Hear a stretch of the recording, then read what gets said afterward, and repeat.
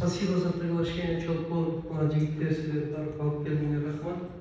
Мне было очень интересно послушать вас, хорошие мнения, идеи. Постараюсь я тоже свои некоторые соображения поделиться с вами. Во-первых, я бы хотел знать, в чем цель образования для взрослых? Вот сейчас представитель Адра говорит, только ли профессиональное дополнительное образование или еще что-то, дополнительный личностный рост, повышение общего сознания населения, культурный уровень населения. Это же тоже важная составная часть даже в отношении получения профессионализма. В этом отношении я бы хотел вот это уточнить. Сейчас очень хорошее было уточнение вот здесь, когда говорили формальные и неформальные. Гульнара дала хорошее это определение, и там еще следующее. Вот нам хотелось бы уточнить вот этот момент. В чем цель дополнительного образования для взрослых? Потом я, пользуясь случаем, хотел всех вас, особенно вот Гульнар и Самбат, Абдулахаб Нурбаев, все, кто инициаторы нового закона, которые боролись сколько лет, поздравляю вас с принятием вот этого закона, нового закона об образовании, и в том числе всех присутствующих, которые внесли свой вклад. Я думаю, это откроет нам хорошие перспективы для дальнейшего вот этого расширения, углубления нашей работы. Теперь вот по поводу, я говорил, в чем цель, может кто-то Алмаз или еще кто-то еще такой, вот этот момент. Нам надо вот этому определиться все-таки. Надо, потому что, вот правильно говорил вот, товарищ из Адра, что вот это надо посмотреть более шире, более вот это вот масштабно кажется, да? Теперь вот мне бы хотелось сказать, вот это вот очень пользуясь тем, что в новом законе об образовании внесли вот это о семье, об ответственности семьи, о соучастии семьи, о воспитании в семье, которое является основой всей дальнейшей развития личности, в том числе профессионализма. В этом отношении что-то делается, потом вот учет есть, нет, действительно, вот на это надо обратить внимание. Правильно вот доклад, который первый говорил, вот этот Сымбар, надо вот все-таки какой-то ввести какой-то учет, хотя бы для координации определения масштаба и действия. Но главное является здесь вот это вот качество.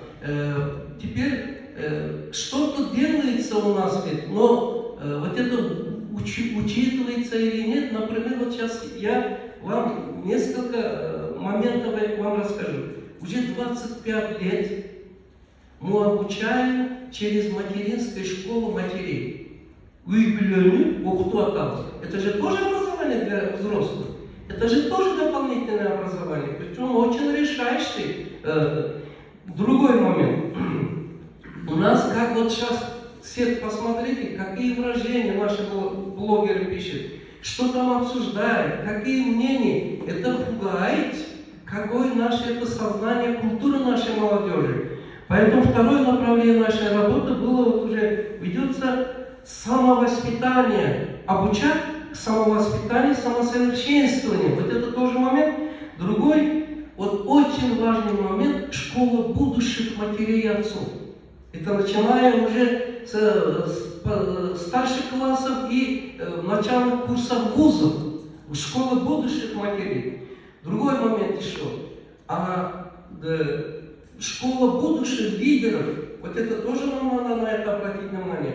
И вот это в этом отношении по обучению родителей подготовили методичку, вот книгу «Ата-енелер родители для вас», его программу и вот этот другой момент.